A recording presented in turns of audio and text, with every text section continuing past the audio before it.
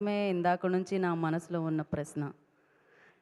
ఈ ప్రశ్నకి సమాధానం దొరుకుతుందా లేదా నాకు తెలీదు. ఏంటండి గ్లాసెస్? Thank you. క్వెషన్ అడిగానండి. ఆ? క్వెషన్ అడిగాను. కాంప్లిమెంట్ చేయలేదు. వచ్చేటప్పుడు మెట్లు ఎన్ని ఉన్నాయో కనిపించలేదు.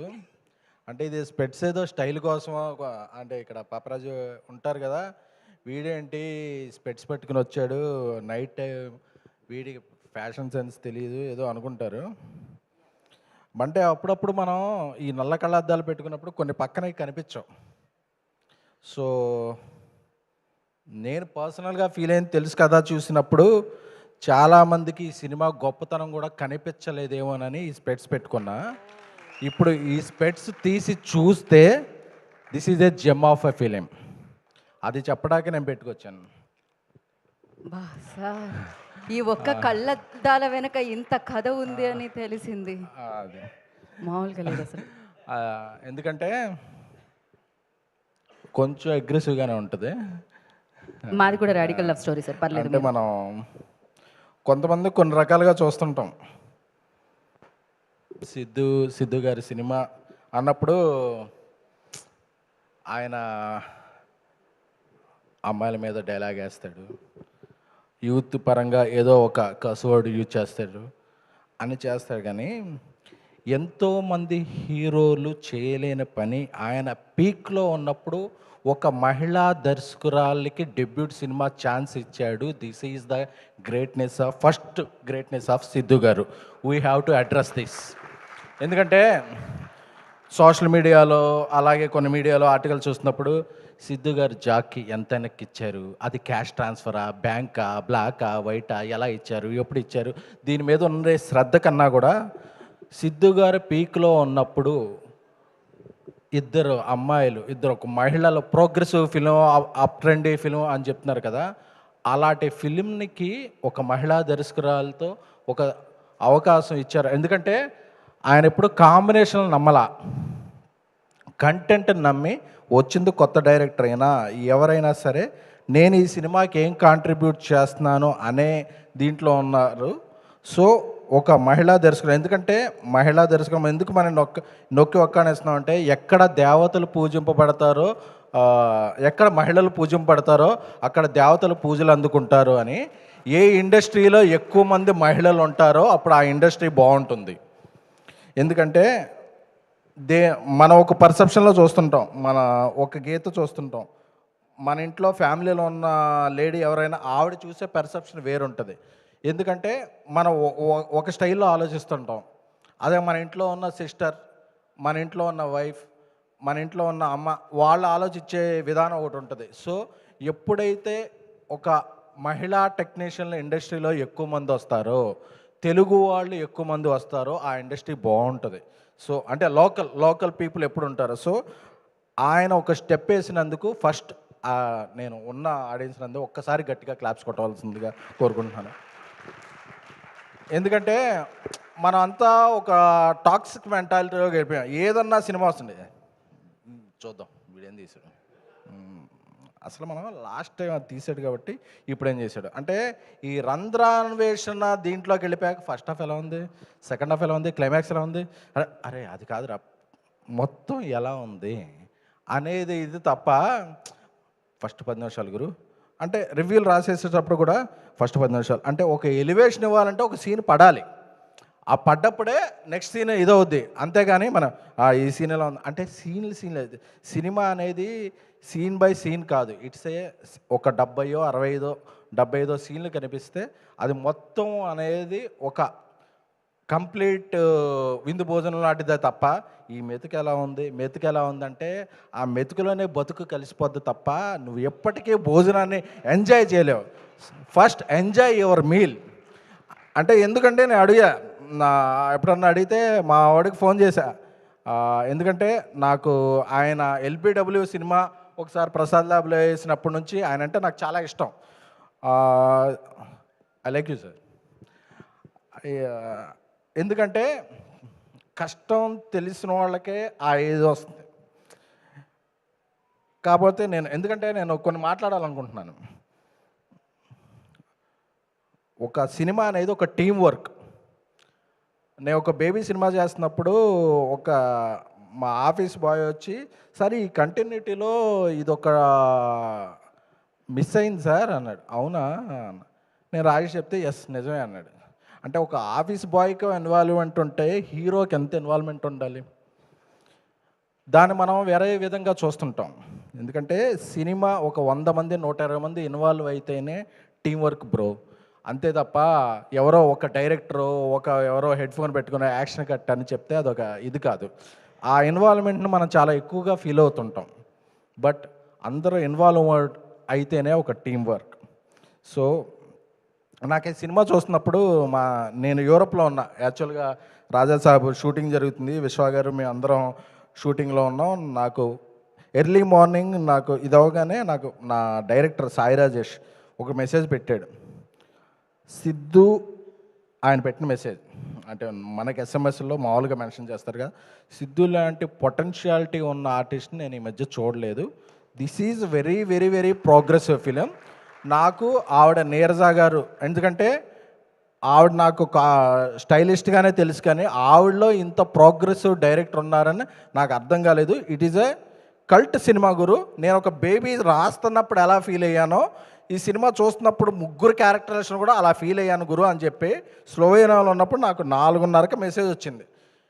ఎందుకంటే మనం ఒక మనిషిలాగే చూస్తాను నేను. ఎందుకంటే అది ఎందుకు మాట్లాడుతుందంటే, నేను చాలా పిఆర్ఓగా ఉన్నప్పుడు నన్ను పిఆర్ఓగా చూశారు. ఒక ఐకాన్ స్టార్ అల్లు అర్జున్ గారు మాత్రం నన్ను, గురు నీలో ఒక ప్రొడ్యూసర్ ఉన్నాడు తెలుసా అన్నాడు. ఎందుకు అలా ఫీల్ అయ్యారంటే, లేదు నువ్వు ప్రొడ్యూస్ చేయని. సో నాకు అలా నీరజ కోన గారికి ఎవరు చెప్పారో సిస్టర్కి తెలియదు, కానీ సో షీజ్ అంటే ఒక అప్స్కేల్ సినిమా చేస్తారు కదా, మనం ఎప్పుడు అనుకుంటాం ఏదో ఒక ఓటీటీ ఛానల్లో చూసినప్పుడు, అరే భలే ఉంది ఈ టేకింగు, ఆ మలయాళంలో తీస్తే అదిరిపోయింది అసలు ఎవరు అనుకుంటాం కదా. తను తీసినప్పుడు నాకు ఒక లిటరల్లీ ఇది ఒక కరణ్ జోహార్ జోయ్ అఖ్తర్ సినిమా ఎలా తీస్తే తెలుగులో మన ఆడియన్స్కి ఎలా ఉంటుందో అలా అనిపించింది. అంటే ఆవిడ ఒక కళ్యాణి జ్యూయర్స్ బ్రాండ్ అంబాసిడర్లో ఒక స్టిల్ పెట్టారు, కానీ షీ హ్యావ్ వెరీ మెటల్. మీలో అంటే నేను కూడా ఆయన సన్ ఆఫ్ సత్యవతి ట్రావెల్డ్, చాలా సినిమాలు ట్రావెల్ చేశాం కాబట్టి, అంటే ఒక మనిషిలో వాళ్ళకి తెలియని కోణాలు చాలా ఉంటాయి. సో మనం ఒక మనిషిని ఒక రకంగా చూస్తుంటాం, కానీ వాళ్ళ ఇది ఉంటుంది అనేది నాకు ఈ సినిమా చూసిన తర్వాత నాకు చాలా అర్థమైంది. అందుకనే I would like to congratulate Neeraja Kona గారు. మీలాంటి ఎన్నో మంచి సినిమాలు తీయాలి. అలాగే తమ్ముడు బ్రదర్ హర్ష, ఎందుకంటే ఒక సినిమా తను నమ్మితే ఒక పిఆర్ఓ లాగా పనిచేస్తాడు, యాక్టర్గా. అన్న అసలు ఆ సినిమా వచ్చింది మేము ఎన్నో సిట్టింగ్లు అదే చెప్పకూడదా, చెప్పచ్చుగా, అదే ఎన్నో సిట్టింగ్లో ఉన్నప్పుడు అన్న అసలు తెలుసు కదా ఉంది, అసలు వస్తుంది కదా అని చెప్పి చాలా చాలా చెప్పేవాడు. అలాగే తమన్ మ్యూజిక్ డైరెక్టర్, అంటే నాకు తెలిసి దీపావళికి చాలా సినిమాలు వచ్చి ఉండొచ్చు, ఇన్ని చార్ట్ బస్టర్ సాంగ్స్ ఉన్న సినిమా అయితే మాత్రం తెలుసు కదా. ఎందుకంటే ఒక మల్లికా గంధ సాంగ్ అయితే ఏంటి, వేరే సాంగ్లు ఏంటి అన్నీ మాస్టర్ చేశారు. ఒక మహిళా కొరియోగ్రాఫర్ రామ్జోగ్ గారు అద్భుత సాంగ్ చేశారు, కాసల్ శ్యామ్ గారు అద్భుతమైన సాంగ్ చేశారు. అప్పుడప్పుడు మైత్రి శశి గారు రూడ్గా కనిపిస్తారు, కానీ ఈజ్ కూల్ డ్యూడ్. సో అలా ఇక్కడ మన బండ్ల గణేష్ గారు ఉన్నారు. సో ఆయన ఇప్పుడు ఏం మాట్లాడతారో ఎవరికి తగులుద్దో అని చెప్పి టెన్షన్ అవుతుంటుంది. బట్ అన్న, ఒక మేధావి యొక్క మౌనం దేశానికి ప్రమాదకరం అని ఠాగూర్ సినిమాలో చిరంజీవి గారు చెప్పారు. సో ఒక మీలాంటి ప్రొడ్యూసర్ ప్రొడక్షన్కి దూరంగా ఉండటం ఇండస్ట్రీకి ప్రమాదకరం. అందుకని మీరు ఎన్నో మంచి సినిమాలు చేయాలి, పెద్ద సినిమాలు చేయాలి, కాంబినేషన్లు చేయాలి అని చెప్పి మేము కోరుకుంటున్నాం. ఎందుకంటే నేను చాలాసార్లు కళ్యాణ్ బాబు అభిమానిగా చూస్తున్నప్పుడు ఎప్పుడు గబ్బర్ సింగ్ స్టార్ట్ అయినప్పటి నుంచి ఎలా ఉంటుంది తమ్ముడు, అదే పగిలిపోతే అని బీప్ అని చెప్పేవాడు ఆయన. సో అది మేము మా ఏలూరులో అందరు ఫ్యాన్స్ అందరికీ చెప్పి అన్న గణేష్ అని చెప్పాడు ఈ సినిమా వేరే. సో అన్న మీరు మొన్న దివాళీ పార్టీకి ఇచ్చిన ప్లేట్ కాస్ట్ ఎంత, ఇది కాస్ట్ ఎంత అని, అక్కడ మేము కాస్ట్ చోట్ల మీరు చూసిన ఆ కాస్టింగ్ ఏదైతే ఉందో అది రిఫ్లెక్ట్ అవ్వాలని చెప్పి కోరుకుంటున్నాం. అలాగే కోన వెంకట్ గారు, అంటే ఆయన సపోర్ట్ ఆయన మంచి మనసు అందరికీ తెలుసు. అలాగే మా సందీప్ రాజ్ ఎప్పుడు వస్తున్నాను అదే మా పీపుల్స్ మీడియా విశ్వప్రసాద్ గారు, ఎందుకంటే అందరూ చాలా ఇదిగా ఈయన ఎన్ని సినిమాలు చేస్తున్నారు, అన్నం పెట్టారు, అన్నం కాదు, ఆయన యూరోప్లో పాస్తా పెట్టారు, నూడిల్స్ పెట్టారు, వాట్ ఎవర్ గార్లిక్ బ్రెడ్ పెట్టారు. అంటే అంటే ఒక యూనిట్ అందరికీ ఒకటే ఇది కాకుండా అన్నీ వాళ్ళు ఎవరి టేస్టులు తెలుసుకుని పెట్టారు. ఎందుకంటే ఇండస్ట్రీలో ఎప్పుడూ కూడా ఒక ఫ్యామిలీలో ఒక తండ్రి బాగుంటే ఫ్యామిలీ బాగుంటుంది, అలాగే ఇండస్ట్రీలో ఒక ప్రొడ్యూసర్ బాగుంటే ఇండస్ట్రీ బాగుంటుంది. అలాగా ఈ సినిమాకి నేను ఎంత పెట్టానో, ఎంత వచ్చింది, దీన్ని ఎలా అమ్ముకున్నాను, క్యాలిక్యులేషన్లు ఎప్పుడూ ఆయన చూసుకోవాలి. ఆయనకి సినిమా అంటే అమ్మకం కాదు, నమ్మకం.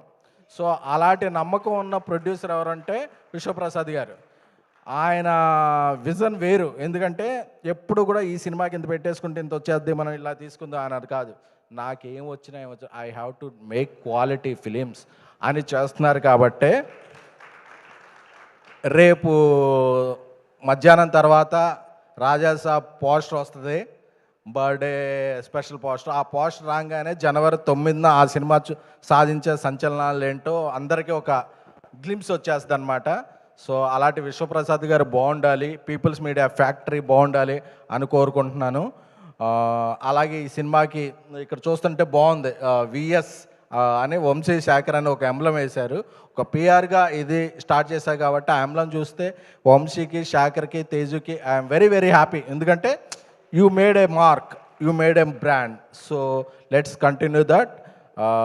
సో ఫైనల్గా ముగించే ముందు చెప్పదలుచుకుంది ఏంటంటే, సినిమా చాలా బాగుంది. అంటే మనం ఈ సినిమా గురించి కొన్ని వర్డ్స్ వింటున్నాం, సరోగసి అని, అప్ ట్రెండ్ ఫిల్ అని, ఇలాంటివన్నీ వాడుతుంటే మన మాస్ అనుకుంటారు, ఓహో ఇది మాది కాదేమో. ఇది కాదు, పక్కా మాస్ సినిమా. ఇద్దరు అమ్మాయిల మధ్య ఒక కుర్రోడు, అది మన టిల్లు చిక్కుకుంటే ఎలా ఫేస్ చేస్తాడు అనే చేసే సినిమా. అంటే మనం ఒక సాఫ్ట్ టైటిల్, అంటే ఒక అగ్రెసివ్ టైటిల్ పెట్టినప్పుడు మన ఇంపాక్ట్ ఇది మనం చూసేలేము. అంటే ఒక సాఫ్ట్ టైటిల్ పెట్టాం కదా అని చెప్పి మీరు తెలుసు కదా అని మీకు తెలుసు అనుకుంటున్నారా? మీకు ఎవరికీ తెలియదు, చూసిన వాళ్ళకే తెలుస్తుంది, చూసిన వాళ్ళకే ఈ సినిమా తెలుస్తుంది. నేను ఈ రోజుల్లో నుంచి భలే భలే మగాడు నుంచి, ప్రతిరోజు పండుగ నుంచి, ట్యాక్సీ వాళ్ళ నుంచి, బేబీ వరకు నేను సినిమాలు చేశా. ఎన్నో ఫంక్షన్లకు వెళ్ళి ఈ సినిమా బాగుంది బాగాలేదు అని చెప్పాను. ఎప్పుడు బాగోపోతే ఎందుకంటే వాళ్ళ కింద వేసుకుంటాను, ఎప్పుడు సోషల్ మీడియా అనుకోండి. మీరు తెలుసు కదా సినిమా చూస్తే ఈ 2.5 గంటలు కూడా, మీరు 2 గంటల 2 నిమిషాలు కూడా మనకి టిక్కెట్కు వర్త్కు పైసా వసూల్ అని అనుకుంటారు. ఎందుకంటే we have very few actors in stars. Siddhu గారు ఈజ్ యాక్టర్ ప్లస్ స్టార్. మీరు ఎవరు ఏం అనుకున్నా సరే ఈ హెడ్డింగ్ మార్క్ చేసుకోండి, సిద్ధు గారు ఈజ్ యాక్టర్ ప్లస్ స్టార్.